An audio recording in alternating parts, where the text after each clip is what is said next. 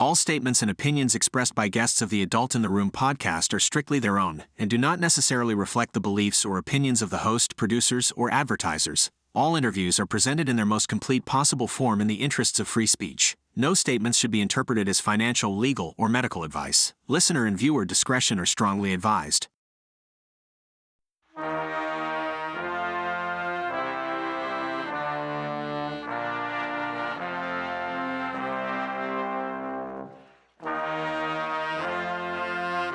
It's the Adult in the Room podcast with Victoria Taft. That's me. Welcome to the latest edition of the Adult in the Room podcast. I'm Victoria Taft, and thank you for subscribing, following, sharing, supporting this podcast. And every time you hit the subscribe button, an angel gets its wings. And I'm lying. That's not really what happens, but it makes me feel better to say it, okay? The Adult in the Room podcast has carved out a niche in this space. We go as far and as fast as my curiosity takes us. And as a reporter and radio talk show host and opinion writer for decades, I have a never-ending supply of curiosity. There's always something that I want to go down and explain, deep dive on this program.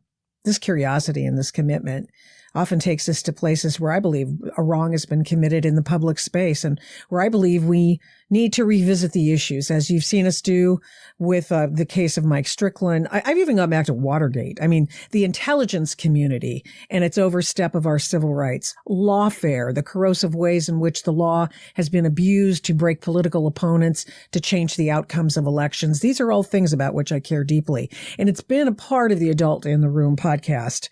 And so it is with the death of George Floyd in police custody in Minneapolis, and the outrageously unfair trial of the police officers involved, especially the trial of Derek Chauvin, a trial that I watched every single day thanks to the television in the courtroom and the ability to watch it and see some debriefs on the different witnesses that day, et cetera. And so I followed the Minneapolis trial of Chauvin every day, and most of the days it was troubling. I mean, starting with the very decision on the change of venue, continuing with a successful extortion by Benjamin Crump. Yes, I said that. And Antifa and the BLM riots, the looting, the arson, all causing an atmosphere of fear for anybody who was picked to be on that jury. And a woman I've been trying to get on the program for quite some time is Liz Collin, a Minneapolis reporter who operates alphanews.org and the producer of the documentary about this case entitled The Fall of Minneapolis. Liz, thank you so much for coming on the Adult in the Room podcast. Great to be on. Good to see you. Thanks for having me. Thank you so much for being on as well. You know, I want to start with something because it's something that I've noticed that occurred in the city of Los Angeles following the fires. And it's when really bad stuff goes down. You find out about the integrity of the leadership involved. In the LA fires, for example, we found out that the fundamentals really weren't covered by the people who had been elected to be in charge. We found out that there was no water. We found out that the police or fire department had been defunded, and things that are as fundamental as you can get to what the primary job of government is, which is to secure the public. And so it is, I think, that with Minneapolis. And yet, as I went back just to find out, okay, who's the mayor again? And Jacob Fry's still the mayor. And I thought, oh my God, what is wrong with these people? Tell us the milieu in which this happened.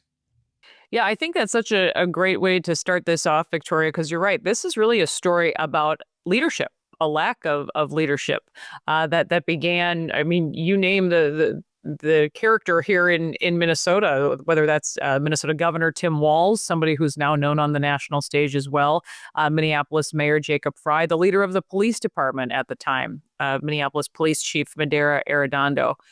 So I was seeing this all as a reporter. That was my profession, still is, just at a different media now. I'm actually allowed to tell the truth for a living. But I was always, just a casual observer as a reporter to these people and these personalities. But where that lack of leadership brought us here now nearly 5 years later, as we're talking about all of these things that have unfolded and these lies that were peddled and told at the time. And still, you can just see how people still try to cling to them. I think many eyes have been opened, thanks to the documentary, The Fall of Minneapolis, and some other things. Many people have taken this on. I know you have as well, to speak the truth to all of this. So thank you. But I think a lot of people, even just watching this, knew that there was so much more that they were not being told. And I've always just thought that, that's what you need to be asking questions about. Why weren't you told the truth about all of this? Why weren't they told the truth about all of this? And how hot was it for you to actually come forward and begin telling the truth? Yeah, this kind of started for me as being married to a Minneapolis police officer. He was serving as the union president at the time. He served as president of the Police Federation for 6 years, but was on the board for more than 20 years as an officer. We were both kind of canceled. I mean, anybody connected to law enforcement at the time was canceled, as ridiculous as it sounds. But it was a tough position for Bob, my husband, to be in. And they came to our home. They came to where we worked. This was the left. They were organized and ready to go after all of this on May 25th, 2020. But I was really bothered as a journalist that so much it didn't seem that the media cared to report on things that I think, would have changed people's minds, which is why I think many minds were changed when they were just presented with the facts, which is what we originally tried to do by putting out my book. It's called They're Lying, The Media, the Left, and the Death of George Floyd. And then that's what led to the fall of Minneapolis about a year later when we put the documentary out, because they were lying. It's that simple. It's documented. I'm a very black, white, truth lie type person, but we live in a world now where it seems there's your truth or there's my truth or there's actually just the truth, and nobody was telling it. So it is very difficult, especially let's go back to 2020 in that milieu, to tell the truth. It is very difficult. There was the efforts by the left to, as you talk about the our truth, my truth, your truth, that's et cetera. There were BLM could do no wrong, Antifa acting as the people who were the security for BLM. There was literal and figurative exploitation. There was threatening of public employees. In Portland, of course, the second worst city to Minneapolis, there were literal threats against the mayor's life, finding where the mayor lived and hounding him out of his place of not just employment, but also his place that he thought he had some solace, his own house, and got him out of there. There was a lot of threatening behavior. There was a lot of violence. And so it was in Minneapolis. How did that happen? Yeah, I think it's really due to lies. I mean, here we have police, obviously a high-profile police incident, a critical incident that takes place at 38th and Chicago in Minneapolis. You have George Floyd, who passes a counterfeit bill. 2 rookie officers who show up to the scene. Minutes later, you have a combative George Floyd who refuses from the very beginning to comply with officers' commands. And keep in mind, this is all recorded on body camera. All 4 officers who are there have their body cameras rolling the entire time. There's a reason the public was not allowed to see that body camera footage for several months. But clearly, you can see that George Floyd, something is going on with him. He doesn't want to go back, as he's talking about. He will not go in the back of a police car, and talks about how he himself wants to be laid on the ground. You have Thomas Lane calling for an ambulance 36 seconds after that happens. You have George Floyd himself saying he can't breathe before Derek Chauvin even arrives on scene. All of these things that when you're presented with the full picture, things make a little bit more sense. This isn't the most racist police incident in U.S. history, which is what they're trying to tell us within hours of the incident. When the officers are fired, the FBI is called in within just a couple hours. Of course, this is an election year. That can't be downplayed as well. Ousting President Trump at that time, at all costs, that played a role here as well. And let no one be under any false notion. That was part of the attempt to win over the 2020 election by the left. That happened in 2016. It happened in 2020. And we're shocked that it didn't happen this past 2024 election, but maybe they just sort of run out of steam by that time. But it did have something to do with the election. Yeah, it's absolutely part of the playbook. So division, especially a racial narrative, it's really out of, the Marxist playbook. This is what this all is. And we clearly have ties with our governor to communism, who thinks it's a wonderful thing. So don't think that didn't play a role as well. So again, this is all playing out, and rather than release the body camera footage, rather than actually explain that the officers themselves are talking about the technique they're using, the maximal restraint technique, MRT, rather than say that, instead you have our so-called leaders fanning the flames, making this so much worse. You have 1,500 businesses that are either damaged or destroyed in the worst rioting in U.S. history. You have a police precinct, obviously burned to the ground and ransacked. It still sits there to this day in Minneapolis, looking the way it did when this was all over. You have a police force that's, nearly half of the officers have left in the wake of this, and skyrocketing crime that continues due to these lies. Mm-hmm. The third precinct is sitting as a charred out hall, a monument to the lack of leadership in Minneapolis. Absolutely unbelievable, especially just watching the documentary and seeing it, they just gave it up. And for what purpose did they give that up to the rioters? Yeah, it was all actually a part of a planned surrender. Nobody thought it was an actual good idea, but this is what the command staff was trying to sell at the time, to go ahead and get your belongings out of the precinct earlier that day. They thought that, if they give this building over, this is really what the mob is after, and they'll stop the rioting in Minneapolis.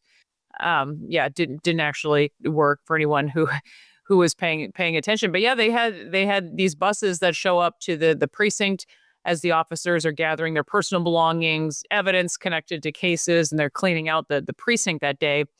And this bus is then supposed to return for the officers once they give the go-ahead to give the building away to the mob. And this bus not only shows up late, but it's parked about a half a mile away. So you can see in the documentary how these officers basically have to run for their lives to meet the bus that's going to get them out of there. It's really I've talked about it so many times at this point, but it's always hard to believe that this even happened in the country and was allowed to happen. I mean, you could say it, and you say it very matter-of-factly now, but for the rest of us who have not fully appreciated the fact that police officers were literally frightened to death. I mean, they had to run away to find safety because of the mob. We don't get that. I mean, I don't think people fully appreciate that. Let's go over. I did a number of stories about the trial of Derek Chauvin, and one of the things that I did was at the very end was just talk about a few of the lies that had been told about the case and things that we were unsure of. And I'm thinking maybe this might be a good sort of a jumping off point to invite you to, discuss wherever. For example, the fact that the knee of Derek Chauvin wasn't even on his George Floyd's neck ever.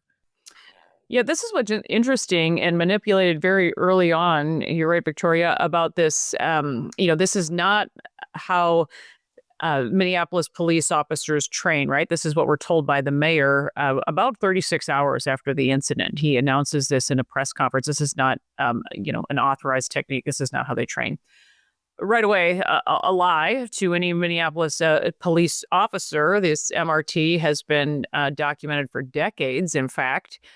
And as part of this restraint, it clearly calls for a knee to the upper back neck area of a suspect as part of this maximal restraint technique. That, again, we found manuals dating back to the early 90s that explain the MRT. So this is another lie. And instead of actually using the video in Derek Chauvin's trial over and over again, they are fixated on this Exhibit 17, which is kind of this snapshot where it looks like, his head is being crushed into the pavement, and this is what they want to sell to the public, when this is in fact an actual technique that we have records that training that officers are using this very technique. We have sworn court declarations that this is a part of training. I mean, I could go on and on about all of our research conducted, but yes, this was a part of Minneapolis police training. That was the one image they showed, and yet they didn't show the other videos as well as other images. Yeah, the other views that you could see that where Derek Chauvin's knee was not on his neck; it was on his upper shoulder, and that sort of thing. Mm-hmm. And the worst part of it was that you show very well in the documentary is the fact that the police chief, the assistant police chief, or deputy police chief, I mean, they both lied on the stand. It's shocking, actually. Yeah, this is what's interesting. This has kind of been some recent developments, but myself and Alpha News, we were recently sued by the now Assistant Police Chief Katie Blackwell for defamation due to the fall of Minneapolis. However, we have filed back a response with 34 sworn court declarations from officers that actually say, no, this was a part of training. And 14 officers have now, in fact, actually said that she committed perjury in Derek Chauvin's case. And they feel very strongly that took place, her and the chief. So she brought this fight to us. We're still not exactly sure why, but I think that we'll have hopefully a favorable decision here in a couple months. But there's all of that. I should mention for your listeners, for your viewers, thefallofminneapolis.com. If you click on the news section, that's where we continue to track all of these developments with the officers, now with our defamation case as well, and just there's a lot of things that have happened since putting out the documentary. Yeah, well, the documentary was stunning enough, but you have, other things that were not covered necessarily in the trial. For example, the cops didn't use as much force as they could have. We really don't know what killed George Floyd, except maybe it looked like an all-in-all drug overdose. He had been throwing drugs in his mouth and trying to chew them up, and they were found all over in the police car. He had just gotten off drugs, and then he was starting to use them again, which meant that in all likelihood, he was taking his old levels of drugs, which meant that he was going to, in all likelihood, well, they weren't good for him, because obviously drugs are never good for you. But when you go from having none to having your old settings of amount of drugs that you had, the dose, I mean, you're really screwed then.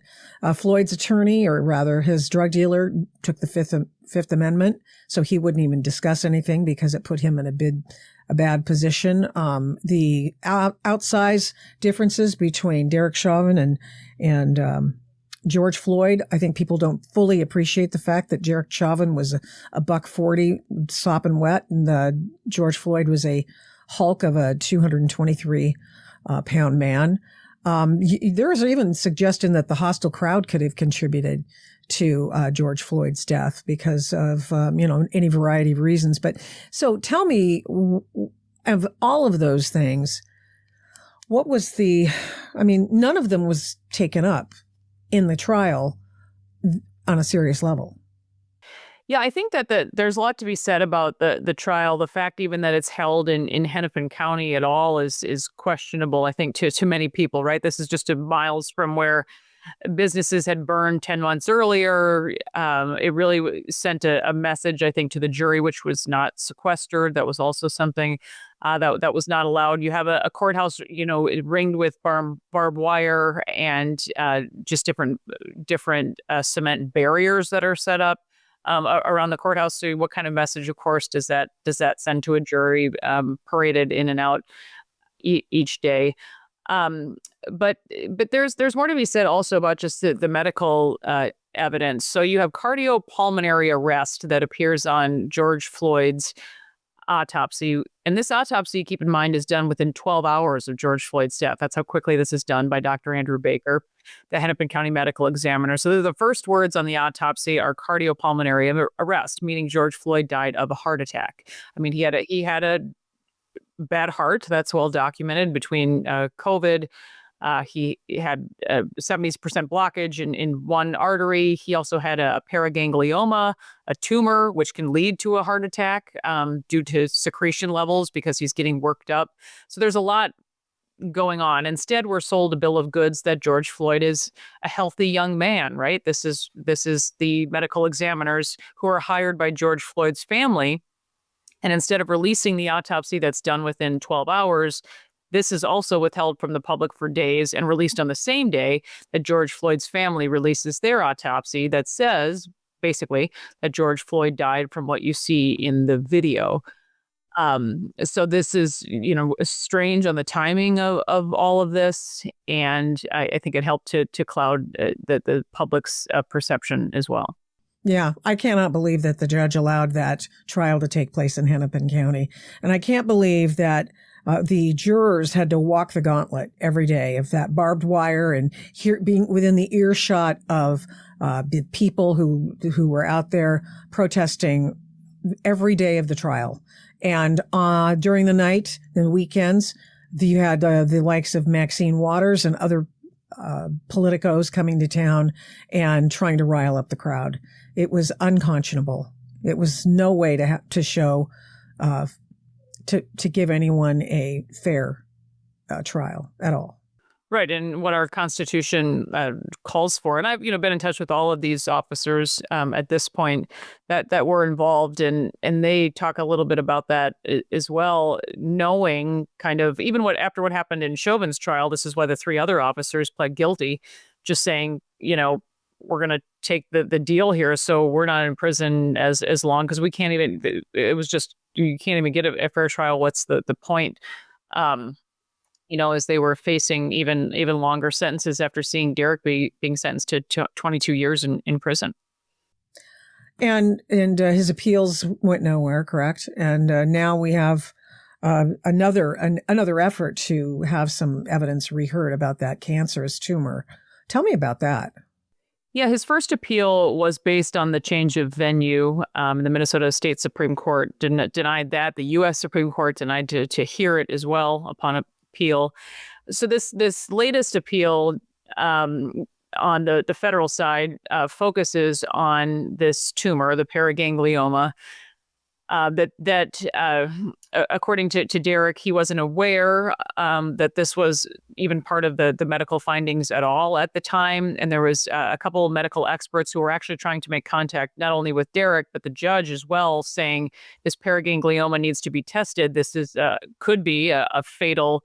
So, this is almost, they describe as kind of a ticking time bomb inside George Floyd. This needs to be tested. This very well could have killed him instantly and deserves to be tested. So these pleas from these medical professionals were ignored, according to what is written here. And that's part of this appeal. So the judge has said, okay, I will allow you to go back and test this tumor to see if, in fact, that played a role in George Floyd's death. So that was kind of considered Derek Chauvin's first real legal win. There's also another appeal that they are working on with some things from the fall of Minneapolis as well as part of that. And also with this defamation lawsuit that was brought against us recently, they'll be using some of our findings for this appeal as well, including the fact that according to these 14 officers who have now signed sworn court declarations, that she committed perjury in Chauvin's trial.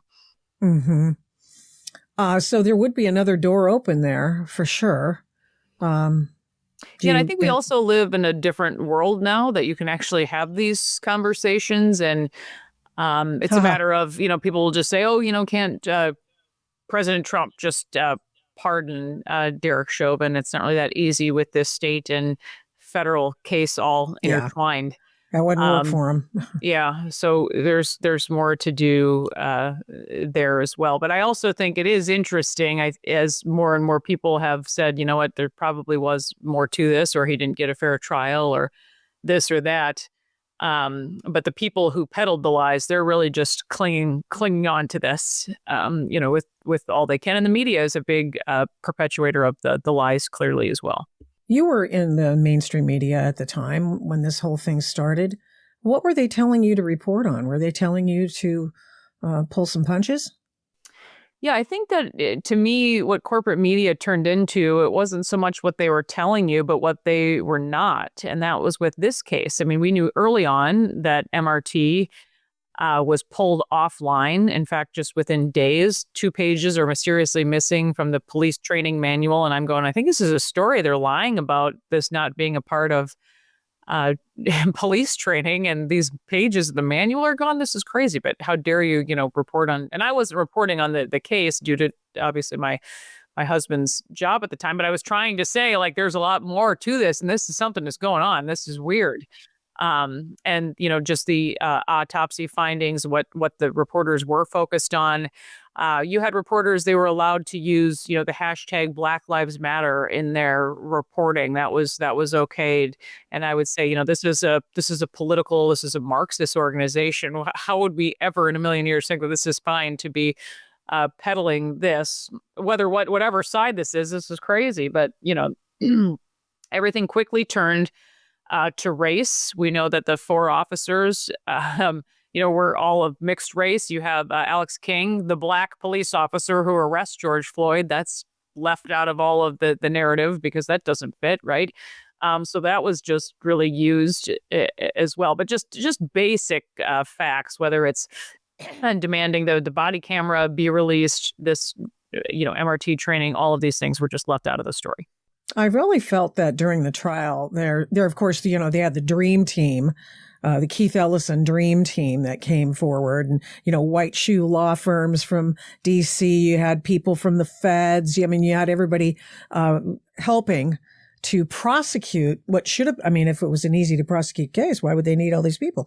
But what was really interesting is that they were all against one guy. Yeah, and there's a lot to be said about Attorney General Keith Ellison that I always thought was really relevant to the story as well. This is a guy who does not like police. He's the top law enforcement officer in Minnesota. His background is relevant to all of this, a longtime attorney representing gang members in Minnesota. And then coming from Detroit doing that work. So nobody wanted to talk about that. And he recruits what he does call, the dream team, 14 different attorneys from across the country who all offer their services. They take over. They take over the Hennepin County Courthouse for weeks. They have floors dedicated to them. This has never happened in any case in Hennepin County ever. They shut down the whole court system, all for your right, for this one guy. And then there was one, there was Chauvin's attorney. And I can recall hearing about how there would be discovery that would just miraculously appear on the desk of the one defense attorney the night before a particular witness was to appear, and how he'd get, a blizzard of paper that he'd have to cull through by himself prior to that. I just felt that there was a huge mismatch there, and that it was up to the judge to at least give some grace. And he never did. Yeah, I think there's so much more in my book about the case and just different tactics used by the prosecution that I encourage people, if they are interested in this. It's on Amazon called They're Lying. It's easy to find. But it's really troubling, and it really should trouble you just as a citizen of this country that this is actually allowed. But haystacking, how they're dumping documents just hours before, like finding a needle in a haystack for what you actually need, things that are not relevant to the case at all. But this is what the prosecution was using against Derek Chauvin's attorney, Eric Nelson, at the time. Just things that, you kind of wonder, this is not ethical. How is this even, allowed? Yeah. Another thing that gave a lot of atmosphere to the entire proceedings were, of course, the Benjamin Crump effect, in which he stirred the locals up and, in addition, got, did the usual, we're poor family, the whole dog and pony show. I don't mean to make light of their loss. Obviously, a man is dead here, and he was a loved one to this family, but it is wholly unethical to come into a venue like that and then expressly extort money from the local government before there has been an adjudication whatsoever of the facts of the case. And instead, what he likes to do, he likes to go in advance, and he likes to make it so that, he'll do a lot of, making sure that they're making a lot of noise and making sure that people say this is a terrible thing, and threatening the local officials so that he gets some sort of a settlement out of the people. And so $27 million goes to Benjamin Crump and or the family members of George Floyd. And that just set the table for a guilty verdict. It was incredibly prejudicial. Yeah, they give that award, Victoria, during jury selection, Derek Chauvin's trial. It's even still hard to believe that was allowed. But yeah, the highest settlement in U.S. history. Yeah. And so the thing is that it was prejudicial. That the thing is that the judge in the case should have never allowed that trial to move forward that quickly. I cannot believe that he in good conscience could come to the conclusion that this trial could have been pulled off when there were still people, some of the buildings were still smoking, and that some of the people who were the protesters / rioters were still in the streets. How he could have done that is that Judge Cahill, I will never understand that. That is just a miscarriage of justice. You know, it's interesting also, which we pointed out in some recent reporting, Judge Cahill had a couple of years left on his term to serve, and he has retired. So there is a new judge now assigned to Derek Chauvin's appeal. But Judge Cahill has been less outspoken. He was a little bit in the beginning and has said some, questionable things, I think, about racial injustice and all of these things. I'm not sure if it's appropriate for a member of the court to be talking the way he does. And he kind of went quiet. And I think that's after, public perception has changed here a bit about all of this. And then to now retire a couple years early is interesting. Oh, he did it a couple of years early. Didn't want to have anything to do with any further appeals, I suppose, or just getting out while the getting was good. I do wonder about how the whole milieu of Minneapolis now. I mean, what's changed? Has anything changed?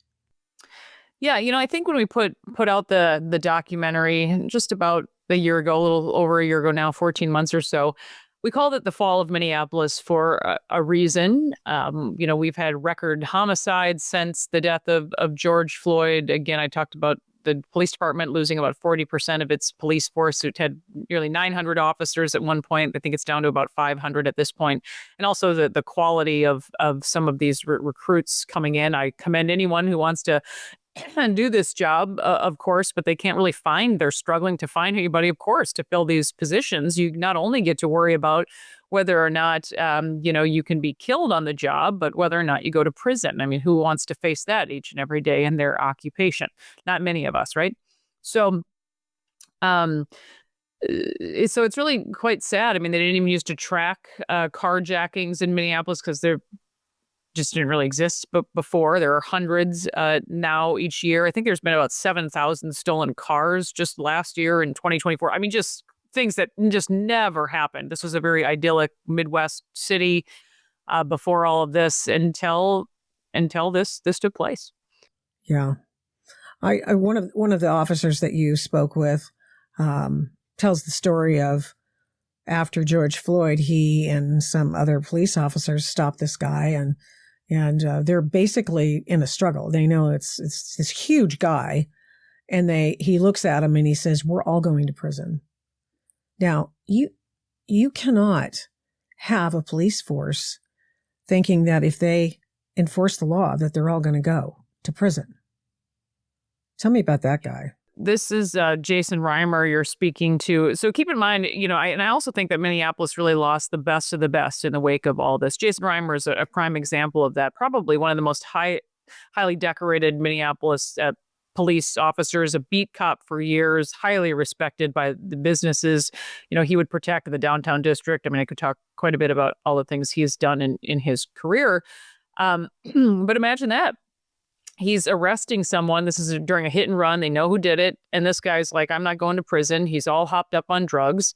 and they're simply, trying to get him on the ground to handcuff him, not doing anything to him. This is, again, all part of the things they're trained to be doing. But God forbid this guy dies of a drug overdose. They're all going to prison. And this happened just a few blocks away from George Floyd. And that was his last day. He left. He walked away. He wasn't old enough even, to be retiring at that point. But it was that story has been told again and again to me, all of these officers who just felt there was really no other way to go forward and were forced to leave. What's he doing now with that officer?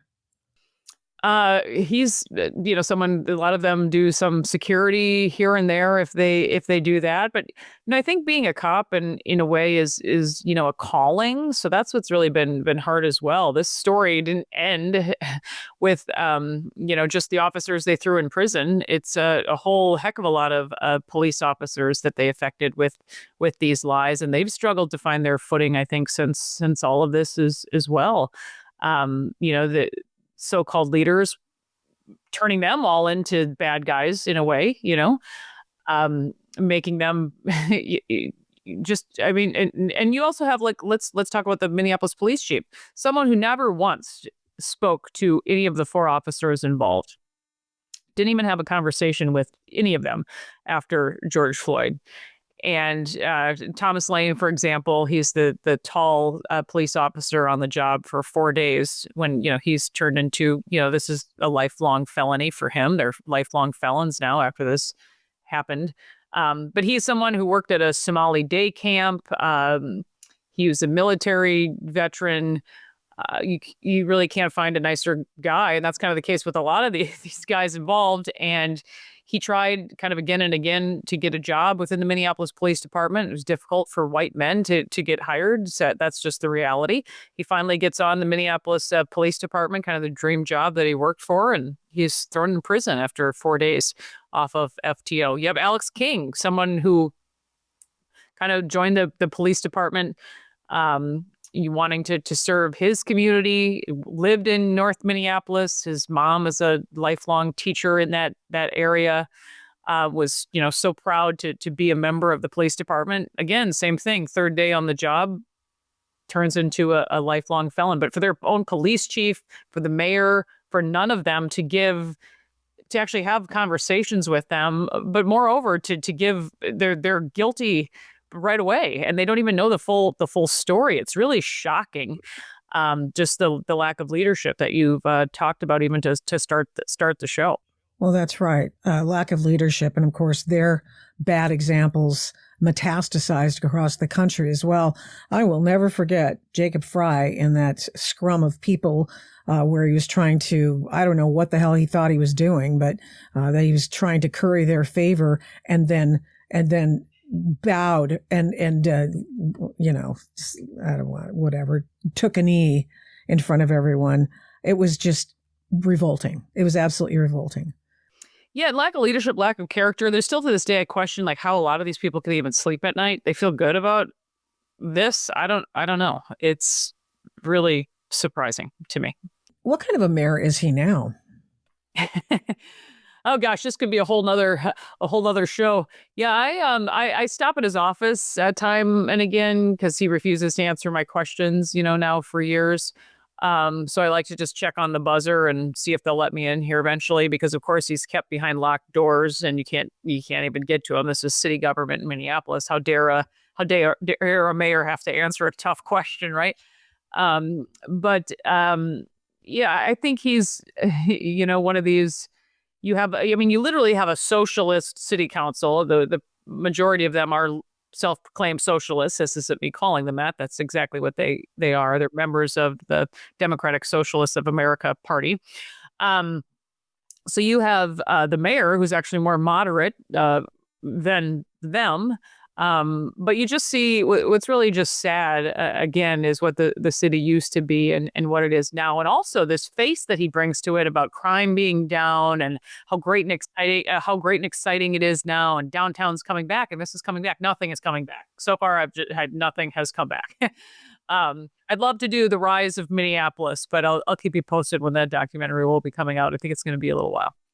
Like I said, I think that these are the same people, the city councilors, and how they're talking about wanting to get rid of the police department and we don't need police. And the same thing metastasized to Portland and to Seattle, both of which are cities with a huge Antifa contingent and who, they sort of swap populations of black bloc between the cities, actually. And so mistake after mistake after mistake, the same ones. And so we are in, we on the West Coast, as I call it, I mean, we're in the thrall of a bunch of mental midgets who, and my point about the fact that you got to think of yourself as looking after the main thing, the old Pat Riley thing. The main thing is the main thing. And when you're a local as well as a state lawmaker, a person who's been accepted and voted into leadership, your main thing is security for your people. That's really your job. That's job one. And when you find out that there's actually a hollowing out of all of what they were supposed to be doing. There was supposed to be this bunch of laws, decisions, things in place to protect the people. And when you find out that, no, actually, there was nothing there because they haven't actually been doing their job. And so the Jacob Frys of the world, Tim Walz, I mean, everyone saw writ large what a complete airhead that guy is, and an empty suit. How in heaven's name could that guy still be in the governor's mansion is beyond me. And Jacob Fry is a mind blower. But you would think that people would say, okay, wait a second. You didn't send in the National Guard. Your wife loves the smell of burning tires and loves the smell of whatever it was that she loved because of the riots and the looting and the arson. And these people were not turned out. They were not turned out of office. And to me, I mean, you get what you deserve. And I see the same kind of thing going on in Los Angeles right now, where you realize that, they didn't have any place to put the water. Or, hey, we turned on the fire hydrants and there was no water. And the main thing is the main thing in the Southland in Southern California, and that is fire protection. That's a main job. And they didn't do that. And so you kind of wonder, I hope they don't do what Minneapolis did, which is to rehire these numbskulls. Yeah, it is amazing how much we have in common with many of these areas. I think that, again, a whole other show would be just about our election system. It's a complete mess in Minnesota. So I think that certainly plays a role in our election results, I will say. But yeah, I mean, really, it actually was quite interesting, especially with Tim Walz, because over at Alpha News, we've told the truth about him from the very beginning. I mean, these were all stories, but you can't find them if you Google them, because I was kind of like, did anybody research the fact that he's lied about his military rank? Did anybody talk about, the fraud that has, been perpetuated on his watch in Minnesota? All things that this, independent media has tackled.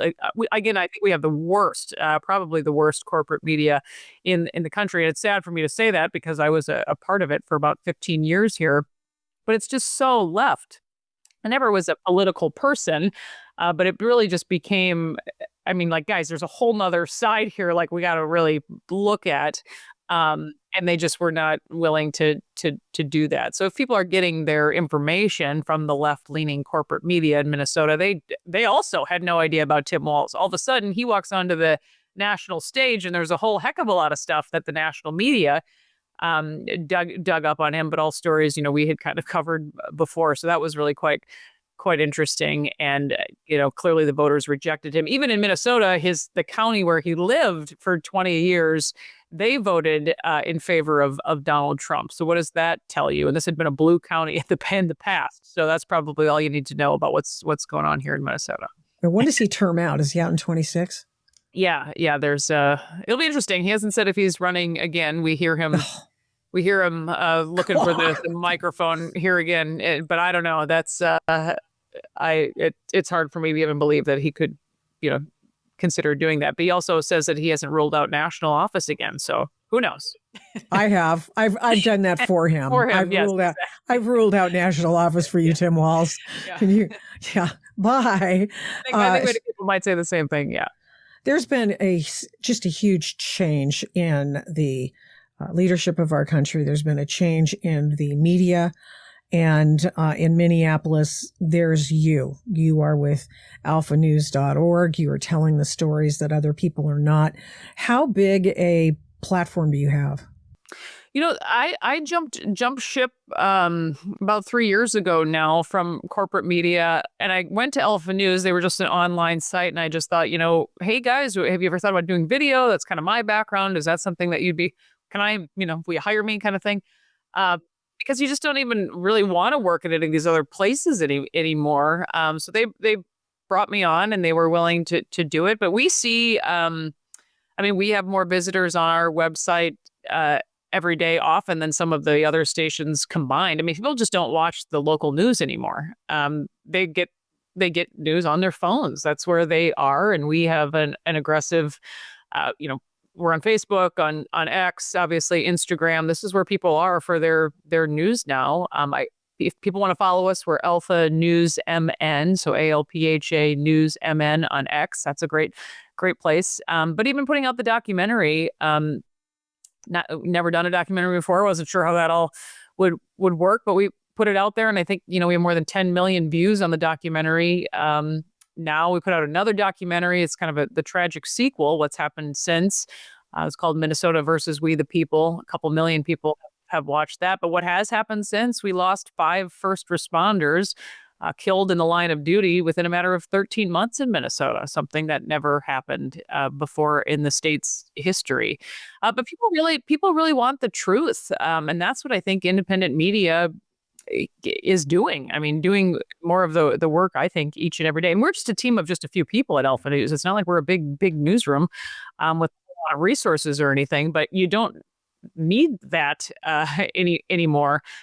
People just want the truth. Yeah. They want the video, I think, more than anything. And that does tell the story pretty well. And you've done a great job, especially on the fall of Minneapolis. And I will watch that sequel. I didn't realize you had one.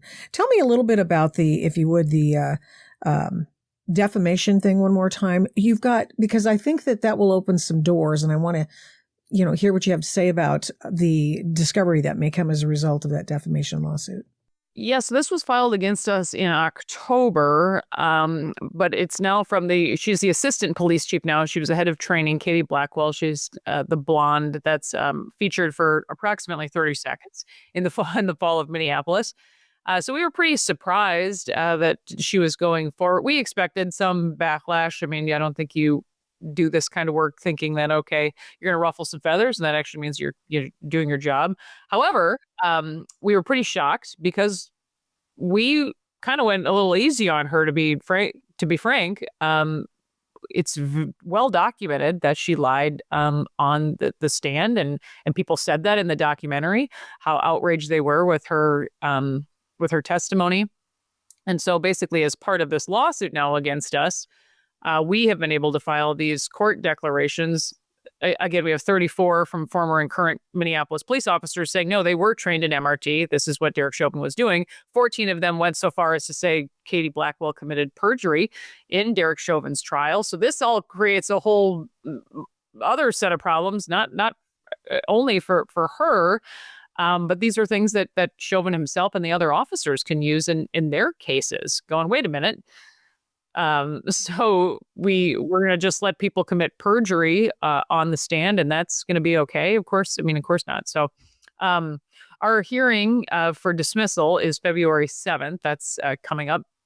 And then the judge will decide whether to let the case against us continue or to dismiss the case altogether. We feel pretty strongly it will be dismissed. Our attorney has went so far as to say that the entire thing is garbage, and garbage belongs in the trash. And also, we are reporters. We have protections that way. And we're, she didn't like how we reported things, and we simply reported the truth.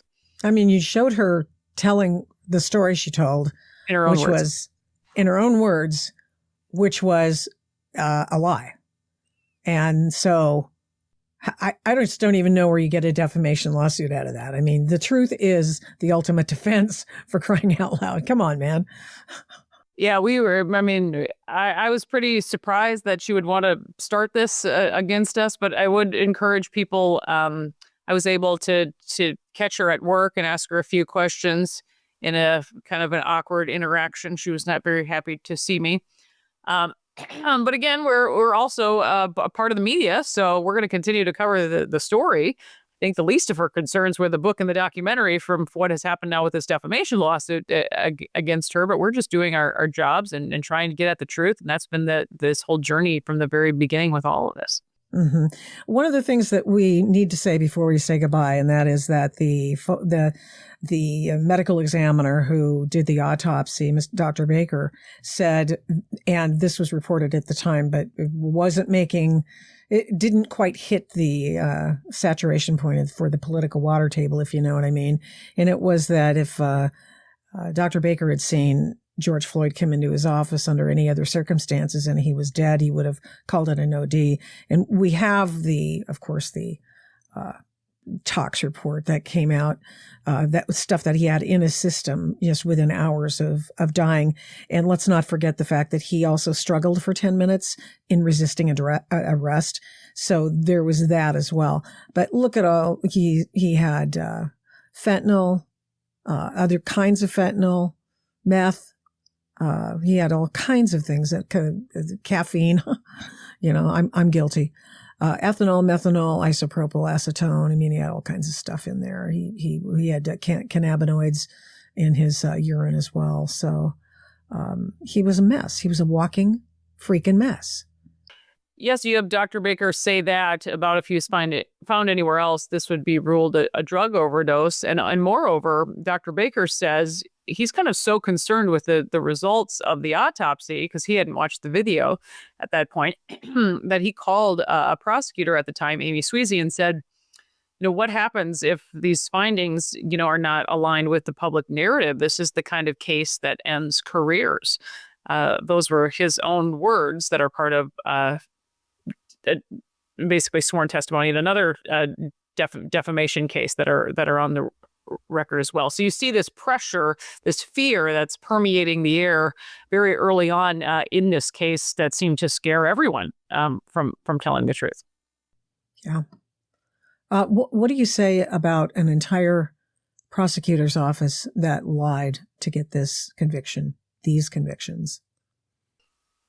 Yeah, I think that, again, I encourage people to read the book. There's a lot more about Keith Ellison in the book than anything else. But, I guess at the end of the day, they certainly did their jobs, if this is what but I also think that, there is something to be said about, the possibility of prosecutorial misconduct as well, to know how this was manipulated. And there's a lot to, say about that, I think, too. Yeah. Who's doing that? Anybody bringing charges? And who would do that?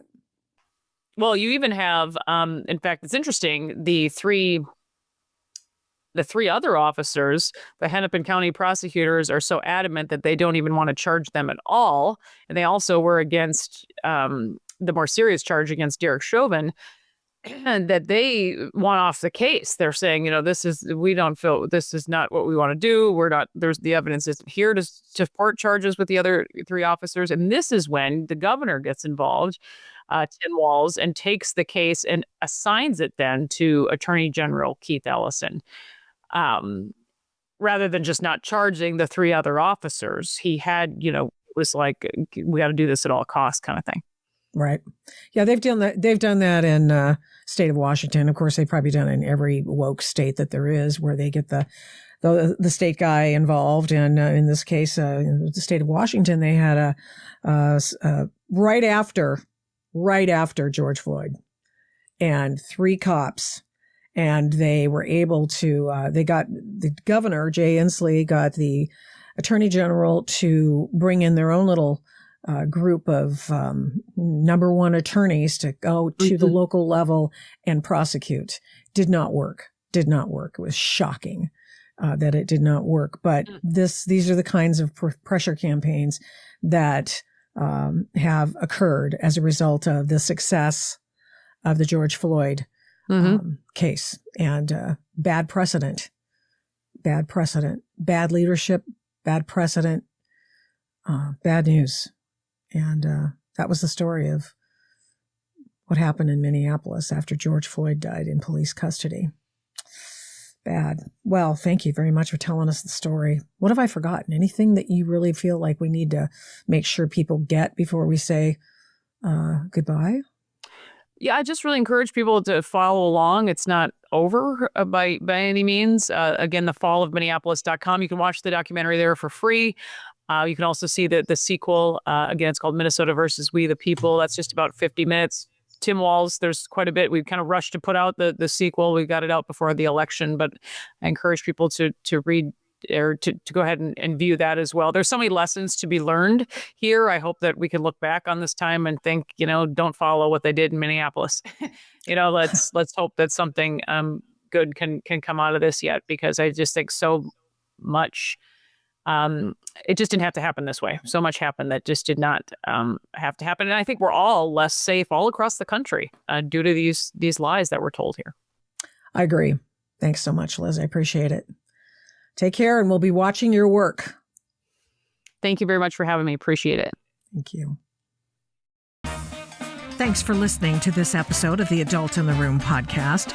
To keep the programs you like to listen to, please rate this podcast with a fantastic 5 stars on your Apple Podcast app every time you listen. And give me a great review. Plus, of course, subscribe to the podcast. It makes a difference with the big tech algorithm and the big tech oligarchs, and it makes us easier to find. Please get in touch with me on all the big tech stuff. Yeah, we're still there. Using the names Victoria Taft or the Adult in the Room podcast on MeWe, Parler, Minds, Facebook, Twitter, and Instagram. Thanks to 1ACast for imaging, editing, and production. The fantastic song is Gospel by the March 4th Band of Portland, Oregon. Music for Antifa versus Mike Strickland is Ride or Die by Raps by RC. The Adult in the Room podcast is also a production of Flamingo Road Studios. Remember, head up, heart out, and strive to be the adult in the room. Till next time, mischief managed.